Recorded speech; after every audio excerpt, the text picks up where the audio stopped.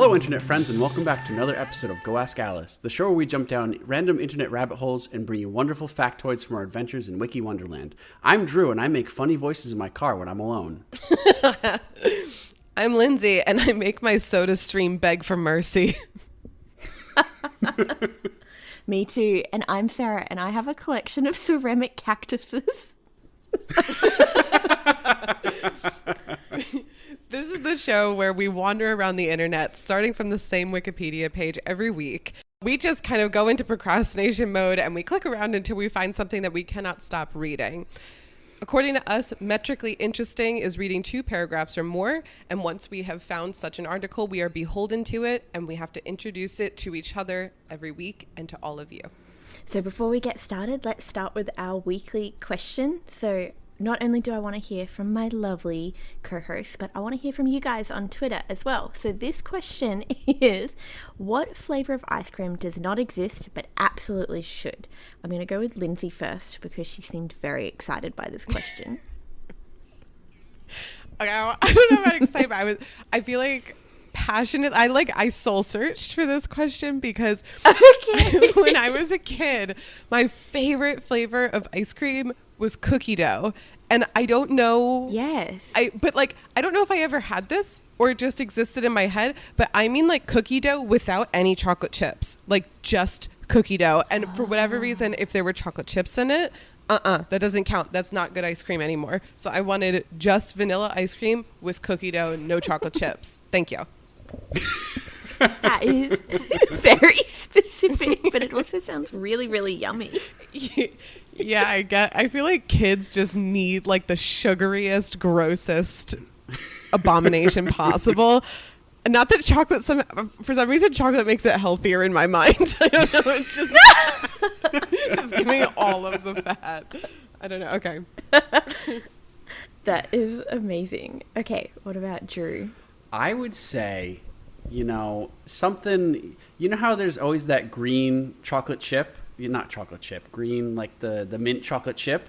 The mint chalk? That's Simon's favorite ice cream in the world. He would die for it. What if there was like strawberry chocolate chip and like chocolate chip? So it's still minty, but it didn't have to be the green kind. I would like that. I think I'd like that a lot. Wait, so mint, but just like a different color? Color. No, it would be like it would have like the strawberry flavor to it, but it'd also be a little minty. You know how it's got the the chunks of mint in it?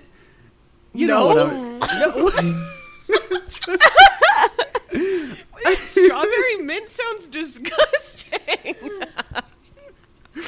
I don't know. I think it'd be pretty tasty. I might be criminally insane, but that's, it sounds pretty tasty to me. I'm shaking my head. This sounds like, the rainbow ice cream you can get though.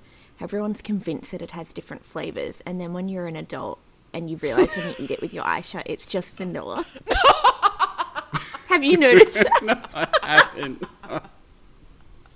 Oh, it was really a buzzkill, but it's still delicious. But I feel like this is your multicolored mint choc chip. I imagine Sarah trying it as an adult and then just opening her eyes and throwing the spoon. This is vanilla. Damn it! Well, this is like the time, I don't know if I'm going to wreck this for you. My uncle was like, Fruit Loops, they all have the same flavor. Of course. Oh. And now I can't not eat Fruit Loops with my eyes shut to understand how deceived I was as a child. I truly thought it was the combination of all the flavors I was tasting. Spoonful. Oh, crap. They're still delicious. Sarah, what's your favorite, or what's your imaginary ice cream that should exist? Okay, so do you guys have Kellogg's cereal? Yeah. Mm-hmm. Yeah, do you have Special K? Yes. I love Special K. I could eat it until I die. I love it so much, but I think it would make a great ice cream flavor.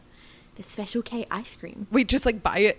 Are you talking like plain Special K, like the flakes, or because they have like almond and strawberry? No, I want the plain one. That's my favorite. That is, It's very bland, but I think it's delicious. I can't believe, before we started recording, Sarah was like, oh, I don't know what I'm going to say. And I'm like horrified that you came up with that on the spot because it's genuine. Anyway, Drew, where did we start out this week? You picked it. Rangdang.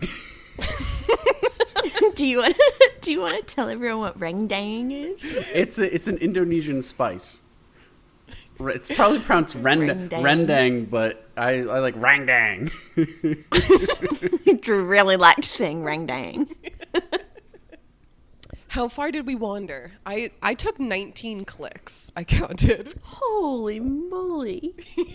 You're halfway across the internet. Yeah, Well, right? that's not including, I ended up downloading a book from 1860.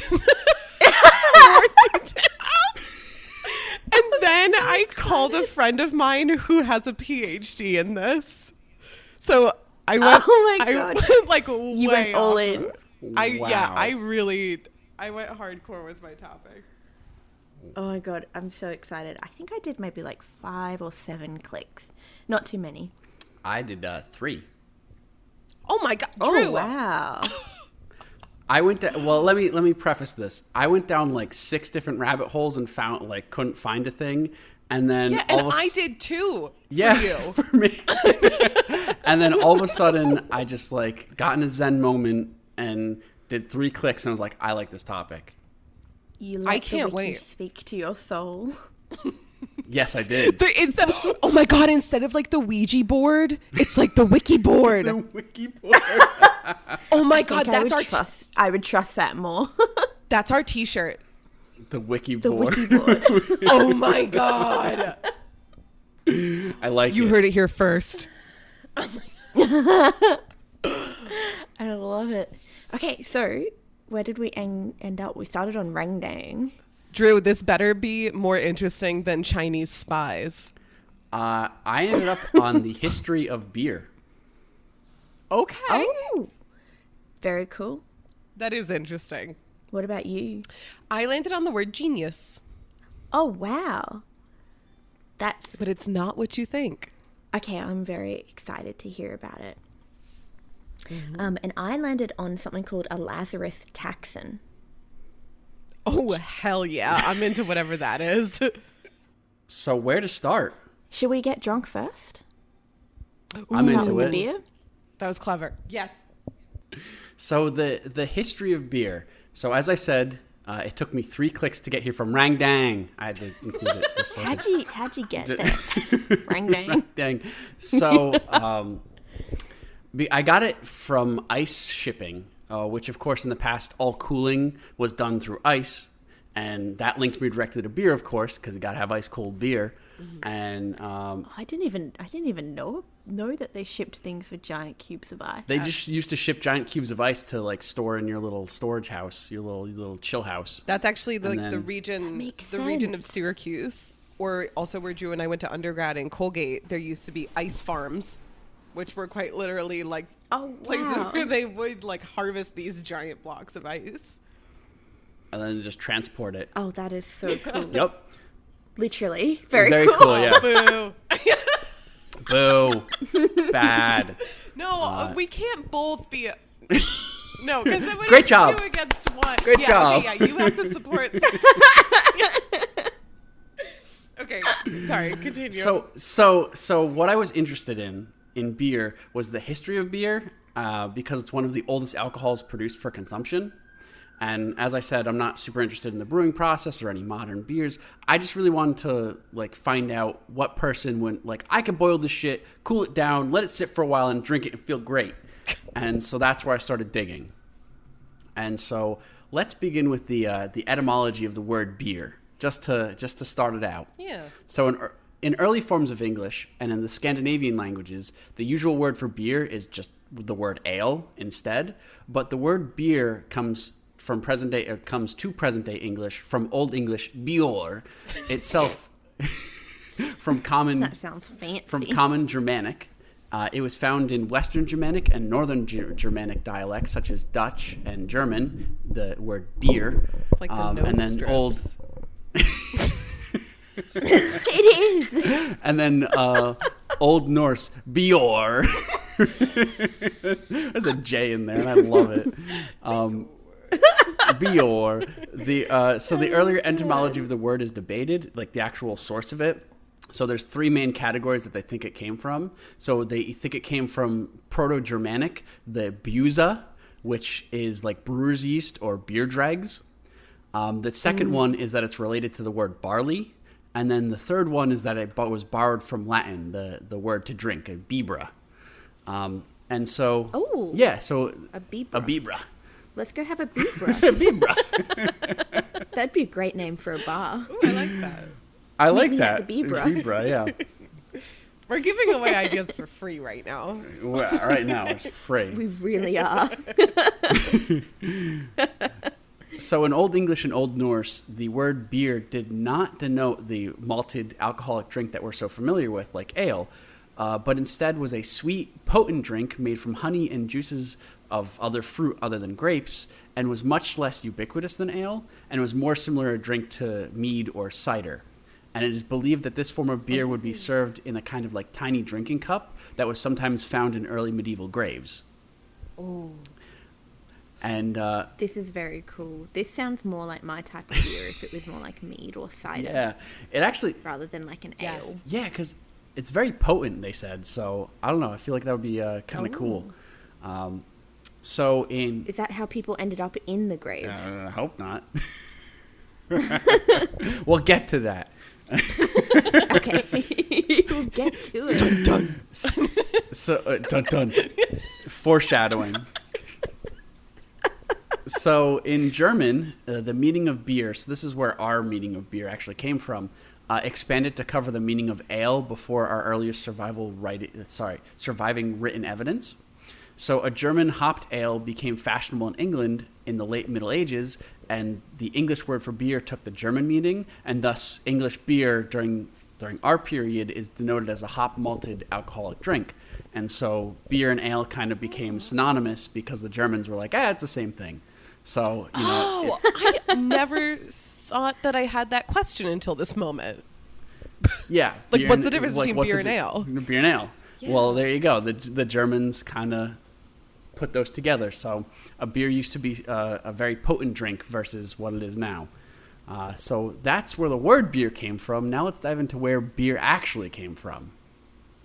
So beer, as I said, is one of the oldest prepared alcoholic drinks, and the earliest archaeological evidence of fermentation was found in 13,000. Sorry. The earliest archaeological evidence of fermentation consists of 13,000-year-old residue of beer with the consistency of gruel used by the semi-nomadic Natufians for ritual feasting at the Rakafet cave in Camel Mountains in Israel. Oh, that's So it another was good found- word. Rakafet. Who's causing all this Rakafet? So, Oh, he's called a Rakafet over there.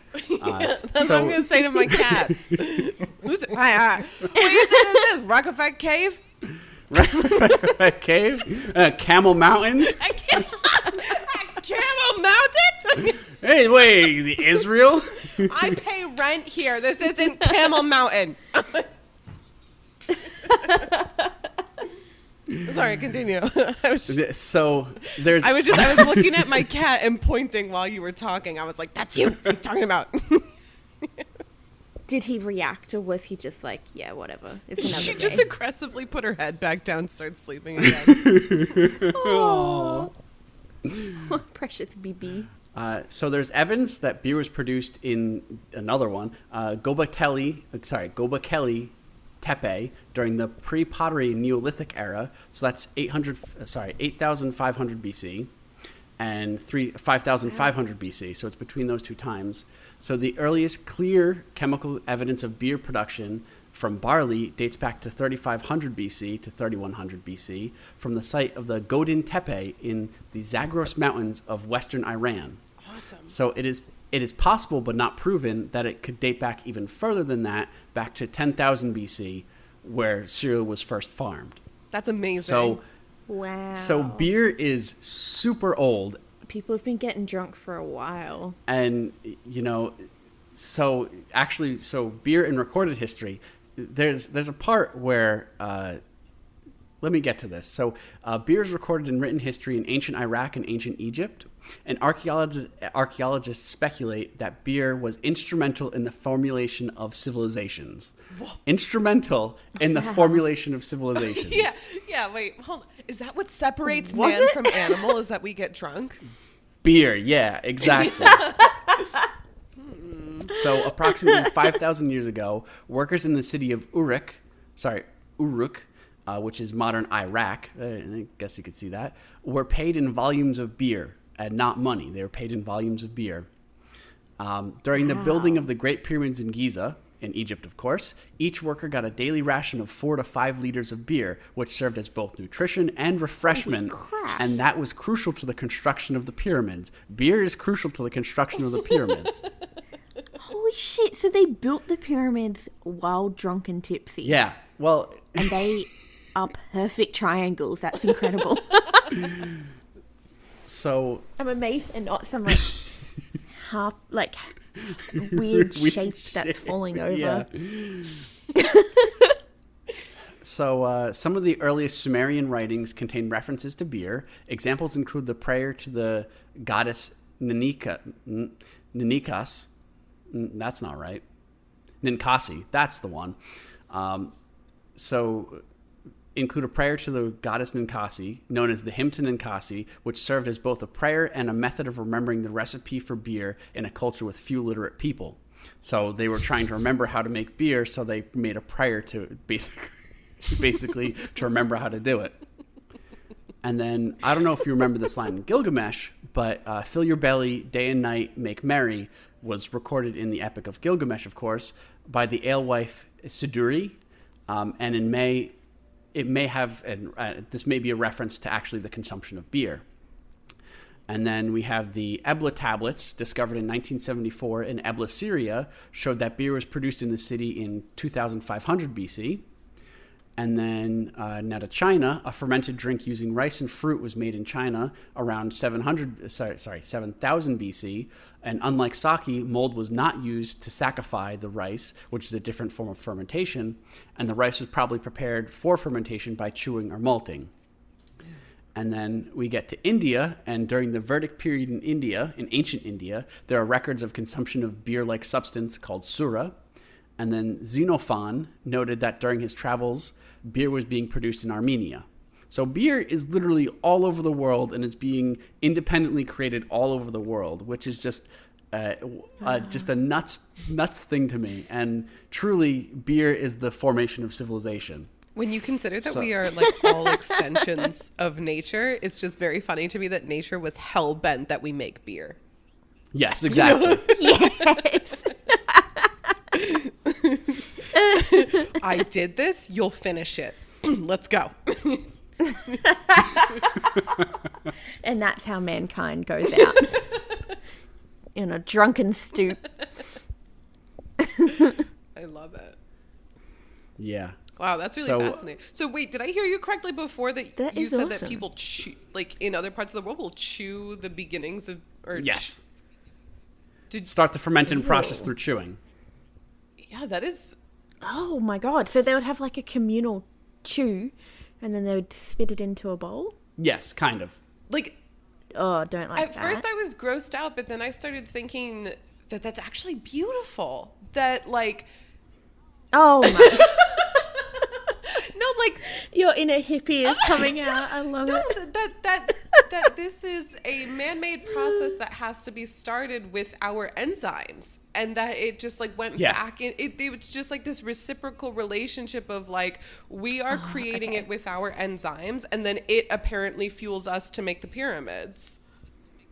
Yep. So scientifically it sounds beautiful, but I think in reality it would be horrifying to see hundreds of people chewing and then spitting it into the communal barrel. On in a not podcast related bout of procrastination, I started looking into the history of spitting.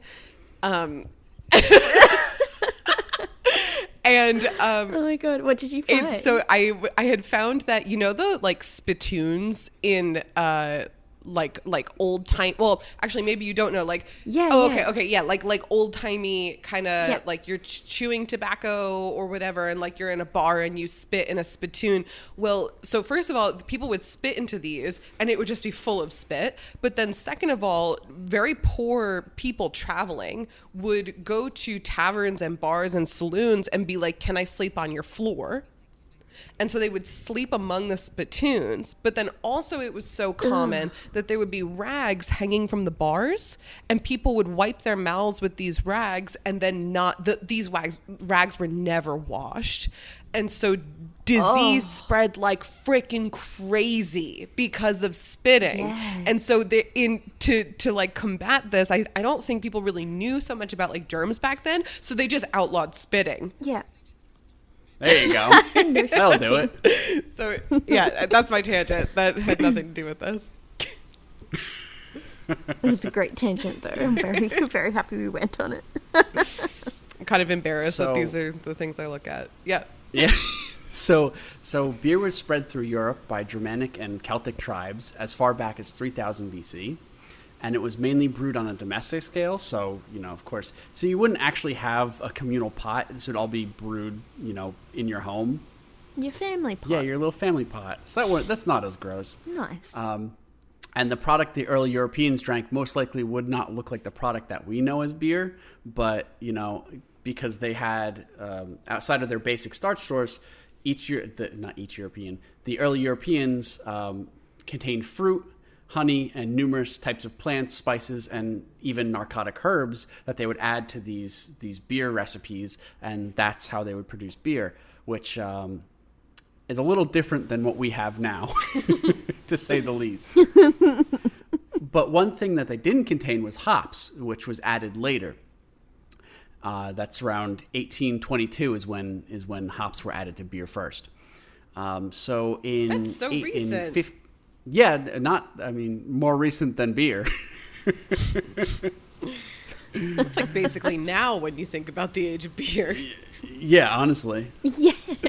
So in 1516, William IV, the Duke of Bavaria, adopted the Reinheitsgebot, which is a purity law, which is perhaps the oldest food quality regulation still in the use in the 21st century. And according to this, it allowed only three ingredients to beer, which was water, hops, and barley malt. And so beer had to only include those three by the purity law. And beer produced before the Industrial Revolution continued to be made and sold on a domestic scale, although by the 7th century AD, beer was being produced by the early European monasteries. And then, of course, when we get to the Industrial Revolution, the beer was being produced instead of being like an artisanal manufacturer, it was an industrial manufacturer instead, and the domestic manufacture kind of ceased to be significant by the end of the 19th century. So the development of hydrometers and thermometers changed the whole brewing process because brewers had more control over, how the beer was actually going to taste. And funny enough, in 1912, brown bottles, this is when brown bottles were actually first implemented by the Joseph Schultz Brewing Company in Milwaukee, Wisconsin, in the United States. And this innovation has been accepted worldwide and prevents harmful rays from destroying the quality and the stability of the beer. And now we get into modern times. Makes sense. Yeah, exactly. In modern times, we have the brewing industry, which is, a huge global business. And as of 2016, more than 133 billion liters or 35 billion US gallons of beer are sold per year, producing a total global revenue of $294.5 billion in US dollars. Oh my God. And Oh my God. in China, beer's consumption hit 450 million hectoliters, or 45 billion liters, nearly twice that of the United States. But only 5% sold were. Oh my God.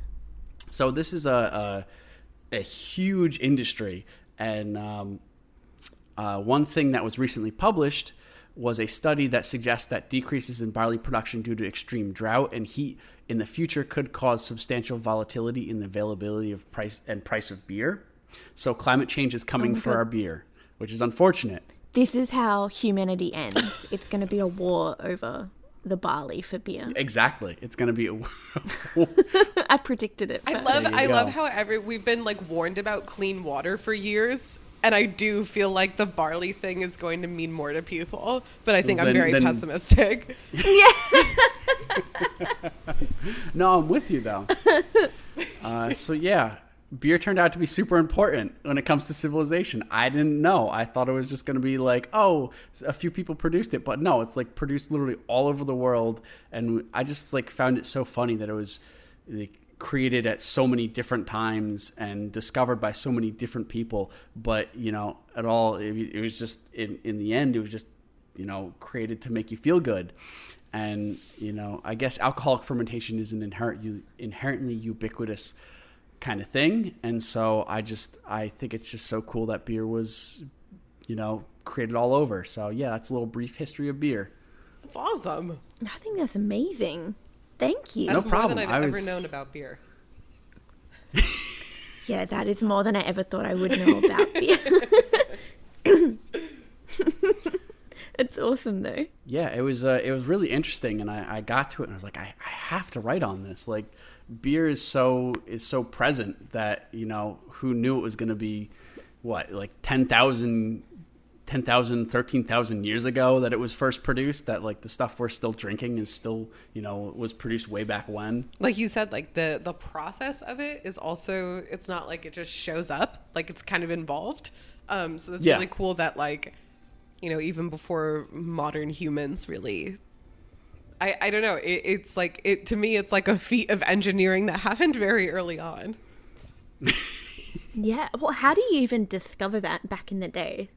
Like, because someone, like when they were doing it with the fermentation from the enzymes in our saliva, someone had to chew that, spit it out, wait a while, and then eat it again. And then realize it gave them a buzz. Oh. Yeah, it's true. I mean, someone had to do it. Who did I feel like that would have been my ancestors, like just forgetting that we ate it, and then coming back and trying to be like, and then be like, wait, like, it's like the kombucha girl, like no, wait, Maybe, yes. Oh my god, I love the kombucha girl. That's what it was like. Yeah. Thanks for teaching us that, Drew. You're welcome. You're welcome. Yeah, thanks, Drew. So, what was yours on again, Lindsay? Genius. Maybe that's what you think. Oh, I'm okay. intrigued. Let's go with it. Well, would you? Yeah, Yeah. Go with it. So, okay, so something I know that you don't, which is a lot right now. But because you're a genius. no. No, it's that in parentheses next to the word genius is the word mythology. Oh, Oh, And that's why I clicked on this, because I was like, who's genius in mythology? Like, I've never heard of this. And it's Yeah. not really, it's not a who, it's a what. oh. okay. Spoilers. So the punchline up front is that according to the ancient Romans and ancient Greeks, you are never alone. Okay. Oh, I needed more reason not to sleep at night. No. It's in a good way. It's Oh, okay. It's like in a nice way. Okay. yeah. Like someone always cares, and you're guided. Oh, that's not. Wow, that shows some insight into my psyche, doesn't it? Someone's after me. Yeah, they say. You Oh, listen to a dear. lot of Okay. true crime. That's why. I do. I love true crime. It's just the worst of humanity, and it's fascinating. Oh, Sarah.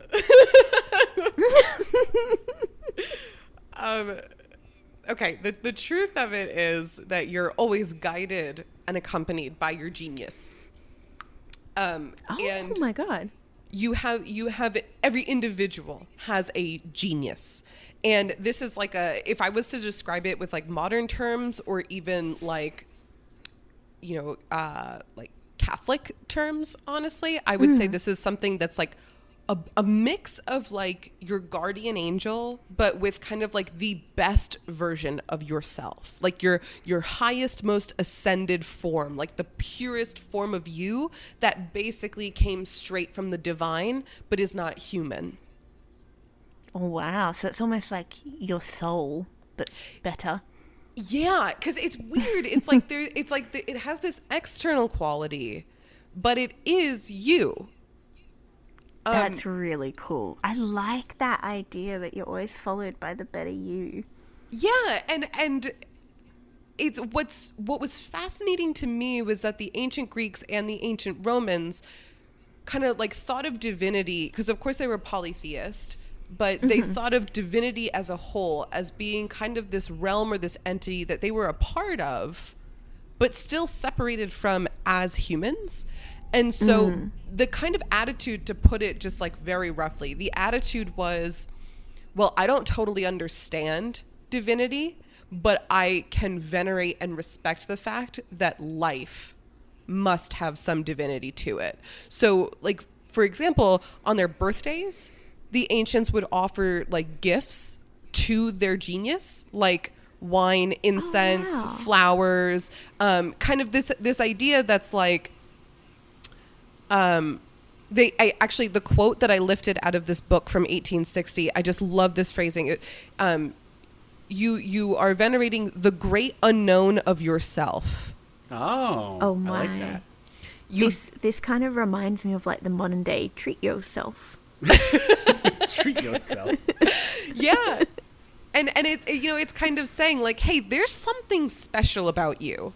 There's something special about this gift of life.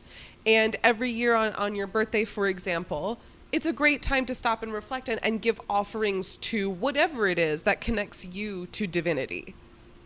Oh, I think that's lovely. I love this too. And so I had hinted that I reached out to a friend of mine. So I have a very close friend who studies specifically poetry and witchcraft and ancient, like the classics. Mm-hmm. So she is exactly this cross section of like religion to the ancients, but also really like the more kind of occult underpinnings. And so I asked her like, what can you tell me about a genius? And she actually sent me pictures of her genius, which actually, I realized that sentence as it came out. I was like, yeah, okay, sorry. Oh, she sent me pictures. Sorry. The way that this, I'm reminded of SpongeBob where he's like, Patrick, your genius is showing. Yes!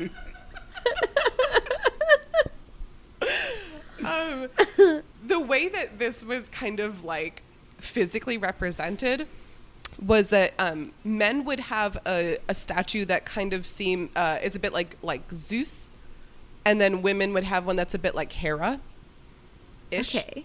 Or I think it's like Juno and I'm totally blanking on... Jupiter? Is it Jupiter? I know Juno was the wife of Jupiter. Okay, then that's probably But Jupiter right. also had a lover. Oh, but many. Many lover, yeah. Yeah. Classic god. Polytheistic and polyamorous. Oh, baby. Yeah. But, Put that on a t-shirt. we're on a fucking roll. So, she sent me a picture of her statue that represents like her genius. And it's not like, of course, the book was just talking about kind of this veneration on your birthday, but it's really like for any occasion. Like, you come home and you say like, thanks for this great day. Like, here's a penny or something, like probably not so like flippantly, but like, it's kind of like you don't need a reason to be thanking your genius or connecting to your genius. And in fact, it extended beyond individuals. So you may have heard the phrase genius loci or loci. Yes. I don't know if you guys you've heard of this? I think I've heard of it, but I don't know what it means. So a genius loci is like the spirit of a place. Oh, So that's so cool. like houses, volcanoes, restaurants, open fields, all of them have a genius loci, which is just a fancy way of saying like their own genius, their own guardian angel, their own, ascended self. And so there would be a lot of art in ancient Greece and Rome depicting the genius loci. Like you could think of it as like sorry, I keep flipping my pronunciation. It's because I really don't know loci. how to say it. But Yeah. loci? But like ancient Greek has the hard K sound for a C, like Kaiser. We do in genetics, it's a locus or loci. Loci. Okay. Oh, like plural is like Yes. loci. Okay. Sorry, anyone if they're like really into Greek and Latin and cringing right now. I'm really sorry. But instead of like you walk into a restaurant and instead of like representing the restaurant as like a picture of the front, the edifice or something, it would be almost this anthropomorphized like version of the place that is the wow. genius loci or loci. Sorry.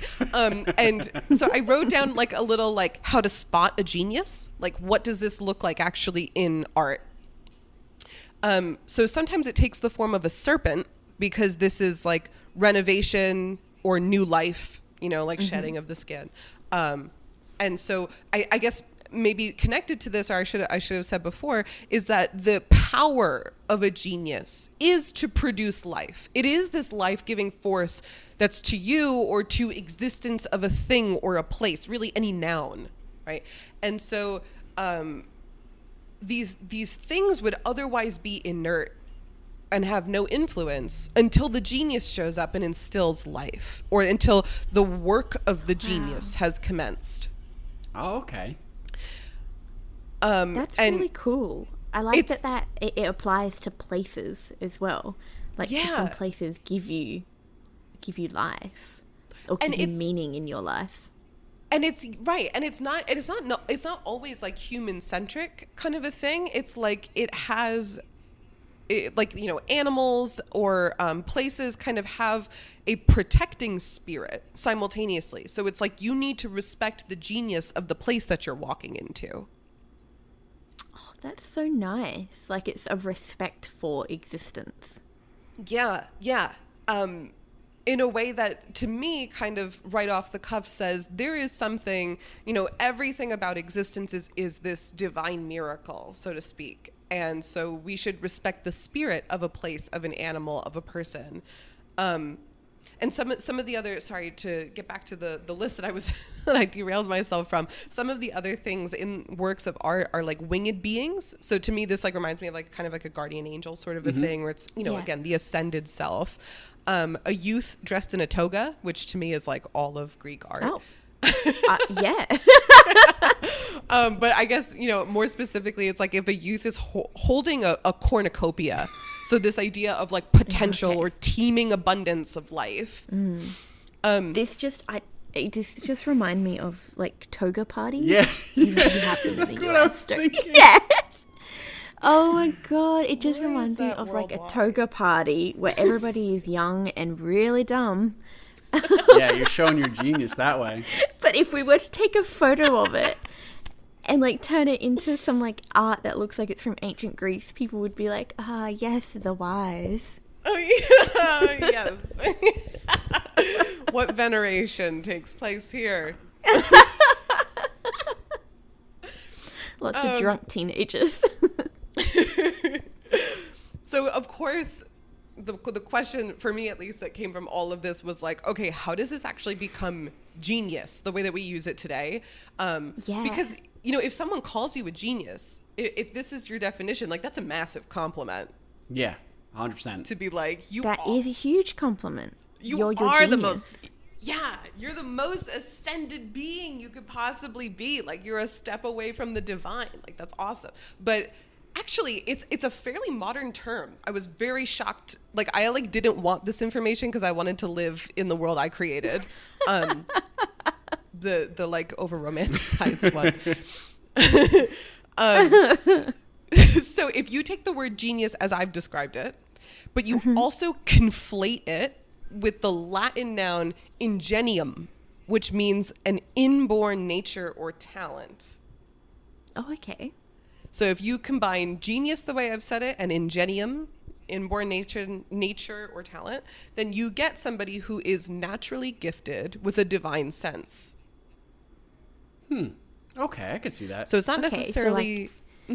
Not the same as being your genius. It's just Yeah, it speaks to this like intuitive communication with your genius. Okay. To say like, Mozart is a genius, and it must be that he's divinely inspired or has this natural talent. I think that's really the key Right. that makes it different, is that you have some kind of Yeah. natural talent where you are maybe very in tune with your genius. And this term actually comes about in the 1700s. Oh, oh wow, that's much later than I thought it was going to come about.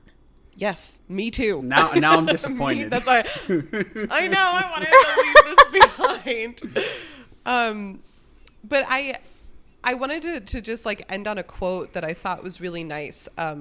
The way so there's an encyclopedic entry for genius. So the definition of genius, combining these ideas, is that a genius is interested by all that is in nature, never to receive an idea unless it evokes a feeling. Everything excites him, and on which nothing is lost. That is lovely. wow. But So- also, I don't like the gendering of he. But I guess back then it was more mankind. I think that was I could replace it with one. Everything excites Yeah, that one. sounds nice. That sounds nice. I appreciate that. Or everything excites them, and on which nothing is lost. So I took that really to mean like a true genius is in love with everything that nature and life has to offer, and has this very exploratory nature for it, and engaging with it in a very personal way. It's like they're in awe of just being alive and existing. Yes. I love Yeah, that. that's really something. Okay, are you guys ready to learn about Lazarus Taxon? Yes, Yes. please. Okay, I'm so excited about this one. I did not think I was going to end up here. I started clicking around from Rangdang, started clicking around on like different food, ended up with fish, and then I clicked on this fish that was classified as a Lazarus taxon. And I was like, ooh, that sounds really jazzy. I need to know what that is. So in paleontology, a Lazarus taxon is so a taxon, so like either a species or an organism that disappears for one or more periods from the fossil record, but then reappears later. So it's something that looks like it has either gone extinct or has been completely wiped out from the record. So most likely was extinct, but then they find it either in later fossil records or living in real time, which is really, really cool. Oh my God. Yeah. So it was coined by this researcher in 1986. So it was called Lazarus based on the gospel story of Jesus rising Lazarus from the dead, which I am not familiar with, but I take it he rises this dude from the dead. And so these are this is what's happening with these species and these organisms, is they look like they had just disappeared from the face of the planet, and here they are. What I found was really fascinating is that basically, so this Lazarus taxa, or this phenomenon that we see, is completely an observational artifact. And I find this so fascinating because a lot of the work that I do, and that Lindsay does as well, is looking at observations of the universe through different data. Maybe it's light or it's X-ray or whatever data we're looking at. And something that is really tricky is trying to figure out if you have observational artifacts. So is something that you're seeing truly a physical phenomenon, or is it caused by either something else that is physical or something else that is artificial in whatever you're creating, like whatever's creating / taking your data. And so for this artifact, so this observational artifact occurs because of the way that fossils have been either preserved or are found and then studied. Because when you think about it, so fossils, we only get to look at very specific areas of the world when we go fossil hunting, or when we take big core samples. It's not like we're able to sample every patch, so it's quite sporadic. And also conversely, on the other side, back when these things were existing before becoming fossilized, not everything gets fossilized. So you have to exist in you have to die basically in a very unique circumstance with the right type of floor bedding under you, the right type of environment to be able to become a fossil. So it really is this like artifact of both, if the thing died in an environment that was not conducive to creating a fossil, it wouldn't become a fossil, or it is also where we're looking for our fossils, that is not completely representative of everywhere else, if that makes sense. Yes. So that's like trying to drop, a human in the middle. Like if you dropped a human in the middle of Australia, in the Big Simpson Desert, they could walk for literally hundreds of kilometers without seeing another living soul or plants.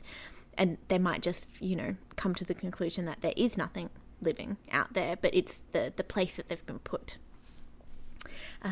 So I thought that was really, really cool.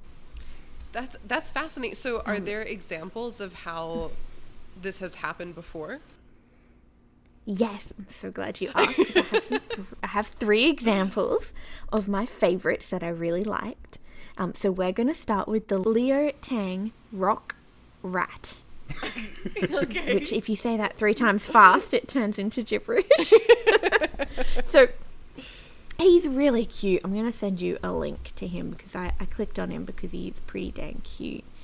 And we'll put pictures up on the Twitters as well. He's just got, he looks like a cute little rat, maybe a little bit chubbier. He's got a bushy tail. Isn't he cute? Yeah. He's a happy little guy. He looks like a really tough chinchilla. Yes, he does. He's so cute. Oh wait, I see in what you sent, it's nicknamed the rat squirrel. Yeah, the rat squirrel, because he kind of has that bushy tail. Yeah, it's like if you took the worst parts of both animals. And smooshed them together. Yeah, exactly.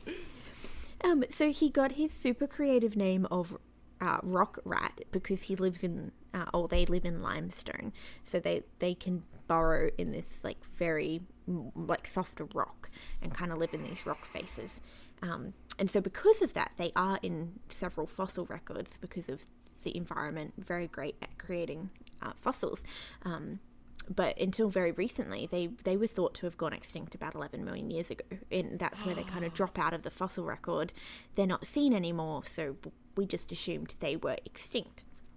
And then fast forward to 1996, someone discovered a living one of these and was like, he looks very similar to this fossil. And it wasn't until they did a full analysis that they're like, he is this fossil. And so he was kind of like brought back from this dead, which I thought was really, really cool. That's really freaking awesome. So he's they are really sweet, these little rock rats. And so my next one is not as cute because it's a tree. Trees are still adorable. But this is something called the Wollemi pine. And I was really interested in this because it was from here in Australia. So it was found in a few different fossil records. And so they thought that this was a type of pine tree that had completely gone extinct. They'd never observed it in the wild. In the extensive research they were doing into Australia's rainforests, they'd never seen it in the wild. And then again, it wasn't until the mid 90s, so it was 1994, that someone discovered a very similar type of plant in this rainforest. And so when they went investigating, they realized that this plant was growing right next to the original Wollemi pine. And so it was named after the Wollemi National Park. That's why it's got its name. And so what they discovered is that it's only growing in very remote, narrow kind of strips of different sandstone gorges in Australia.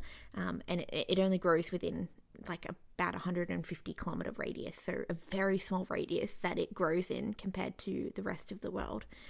And so basically, if you weren't looking in that exact area, you would have never found it living again.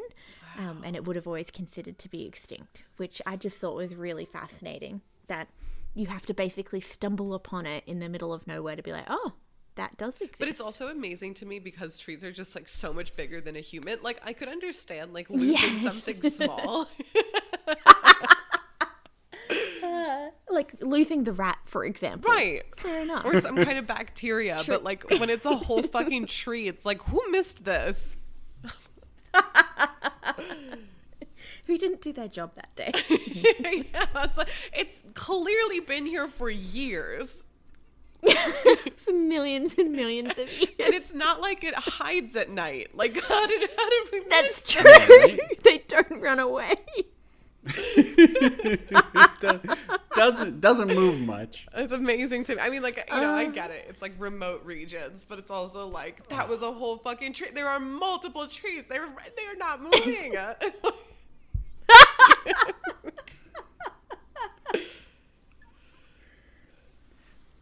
But it really hits me how I hate to use this Yeah. word, how stochastic No, of a it's- process it is of forming absolutely. fossils. How it's just like it has to be so perfect for a fossil to form that it makes so much sense that you miss this stuff, because it's just like, you know, if it's not the perfect scenario, the fossil's not going to form, so you're not going to find that all over the world, and because you're not going to find that all over the world, you're not going to find these fossils of certain things. So it makes so much sense as to why this could happen. Yeah, exactly. And isn't it fascinating, though, that because fossils are so specific, so we have a lot of dinosaur fossils because they died in like the muddy type of ground that was very good at kind of preserving and then fossilizing their bones. But I think it's fascinating for all of the species that have existed that did not fossilize. Like we can imagine that, or if they did, the number compared to the number that would have existed.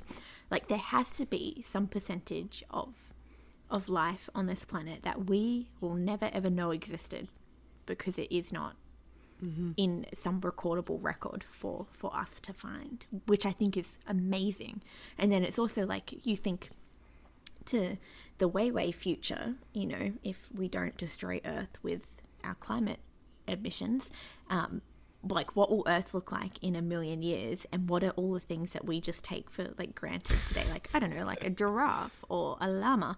Like, will people know that they existed, like if they didn't have any of our written records? Because like, would they be fossilized? I don't know. Like, I think that's really fascinating. Yeah.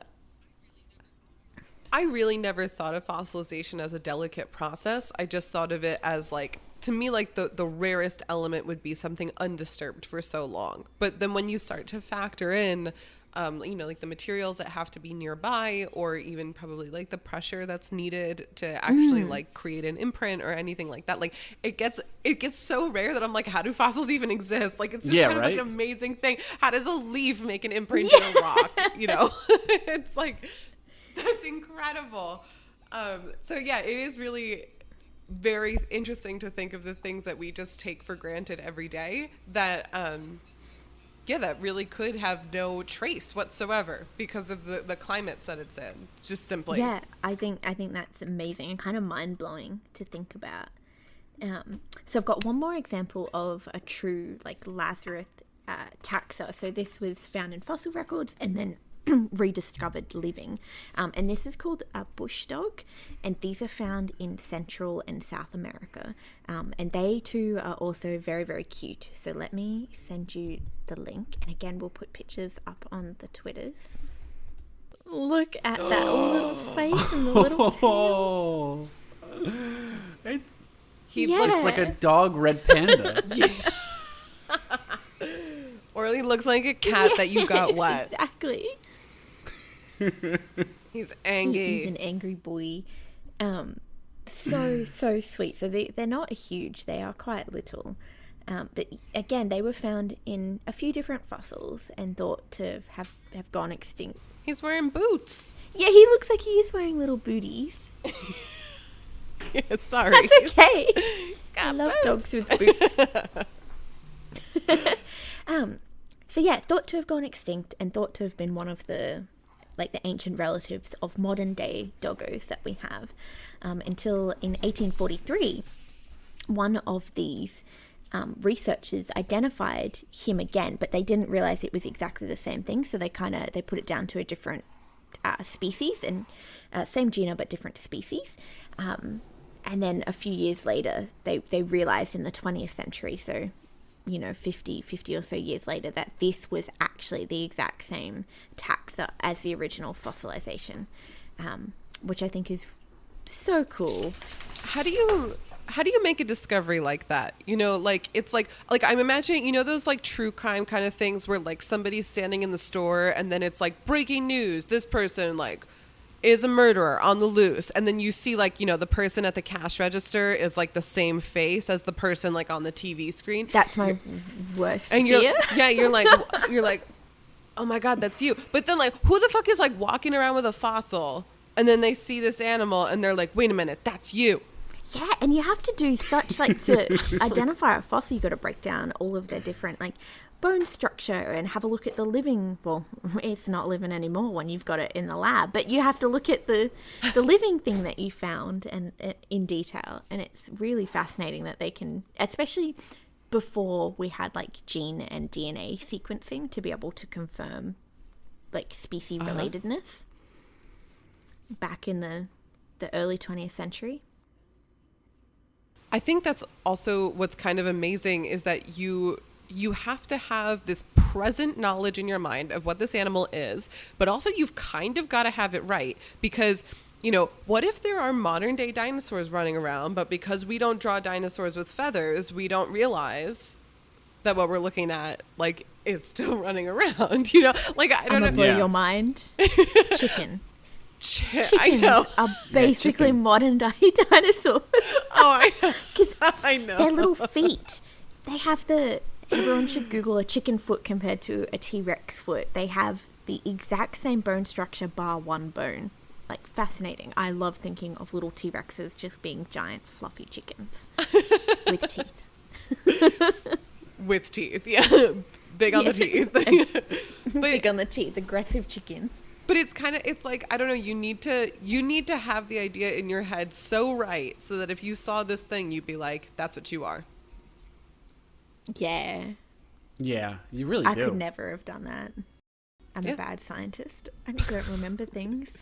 That's not our job. That's not our pay grade. Not our pay grade. That is really cool. So they were my examples of like true Lazarus taxa. So they were fossilized and then found again. But then there's some other examples of things that aren't quite Lazarus taxa, but very similar principle. So things that in our human lifetime people have thought have gone extinct, but then have been rediscovered. So they're not necessarily just in the fossil record. We have written records of them, but then, for some reason or not, they have gone extinct and then have, people think they've gone extinct and then have been rediscovered. And so my most notable one of something like this is called Neptune's cup sponge, which, again, I'm going to send you a link so you can look at some pictures, because this sponge, You're spoiling us. moly, it is just huge. It grows up to several meters in height. They can grow up to 5 meters high. They're just, it's a very aggressive sponge, if I'm honest. And this is another example? Here's the link. Yeah, so this is an example of something that... I don't like No, that. I know. He's big, right? I don't like that. It's the lighting. The lighting of this picture is so menacing. It's like he's like showing up at the campfire and he's like, it's the forest and you're gonna die. Oh, I've got an even better photo. No! Freak you out. No. This is like... It's like, this is the flashlight under the face kind of look. Yes! Tell me the name of God, you piece of shit.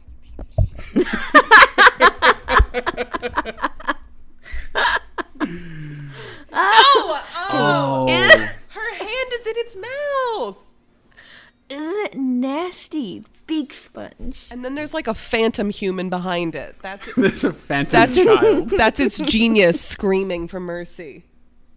I don't like it. These things. And so I should elaborate why they're called Neptune's cup sponge is because they grow. They look like a cup.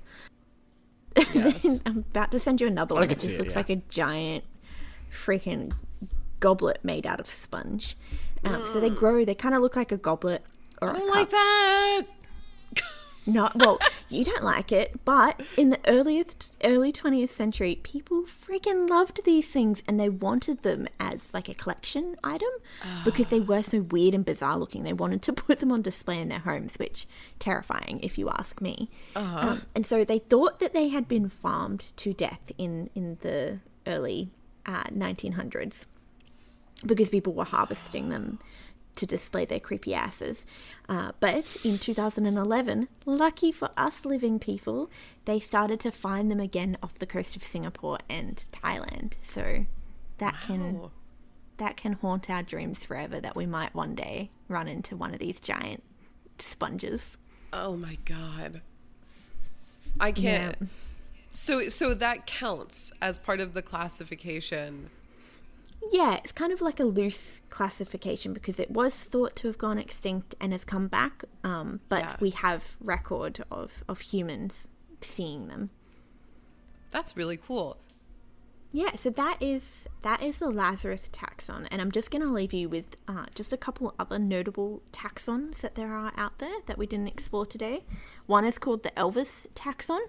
And so this is when you find something that you think has reemerged. So you think it's a Lazarus taxon, but it's just a lookalike. So it's like if you go to Vegas and you see all of the Elvises around, you think you've found Elvis, but it's not quite Elvis. So that's that. And then the final one is called a zombie taxon.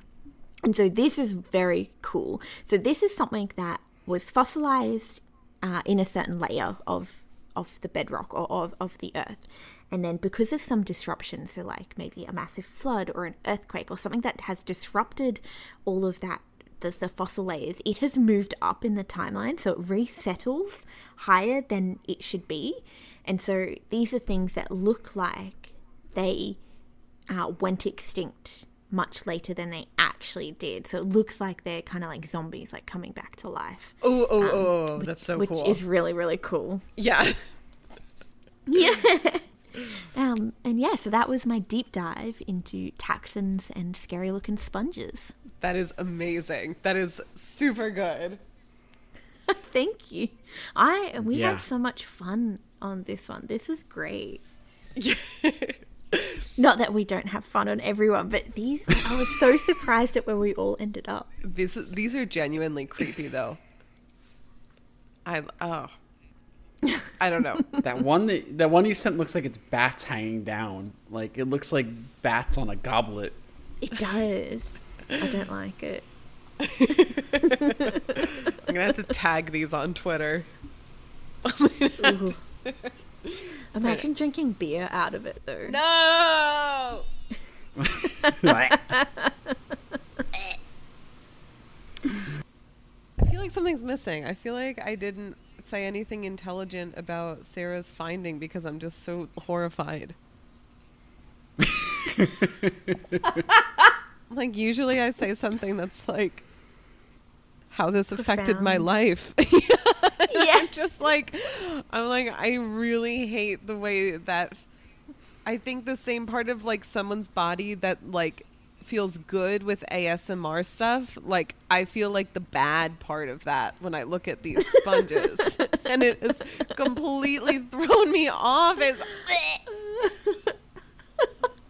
It's okay. We can end today's episode in a little bit of disgust towards the Neptune sponge.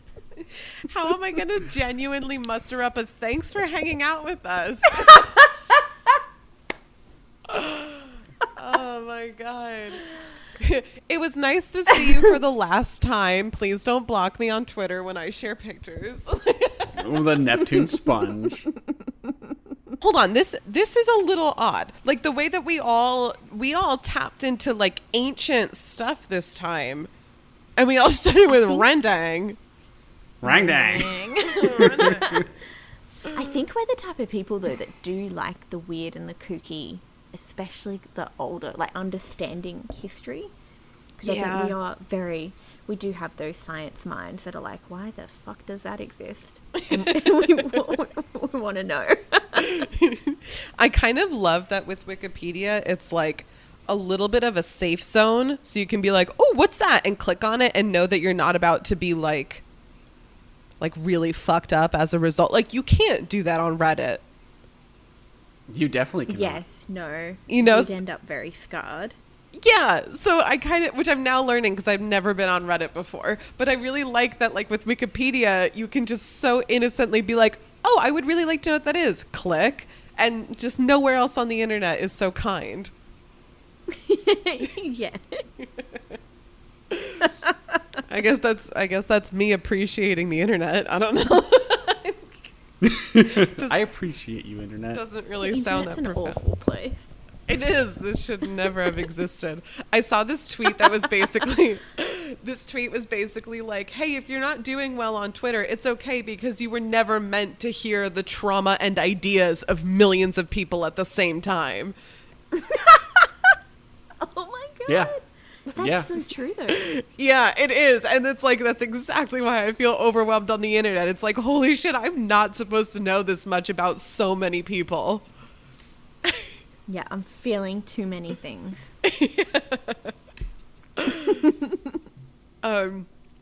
Okay, sorry, I can do the outro. Okay. Well, thanks. Thank you. I don't even mean Giggly. it. You're a giggler bitch. Run away as fast as you can. Run from these Neptune sponges. They'll get you. Run. Run. Run. That Run. stupid song. I love that I song. love it. Especially like the videos of dogs or cats doing it. Run. Run. Well, thanks for running with us through and away from Wikipedia. We're so glad you joined us. Maybe you are not.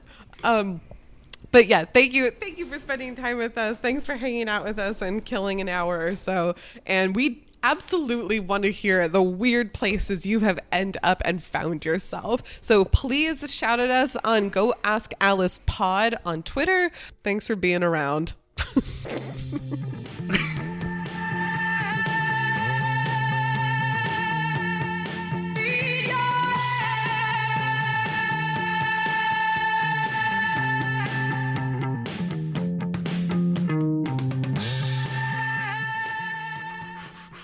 I don't have any alcohol, so I can't take a shot before this.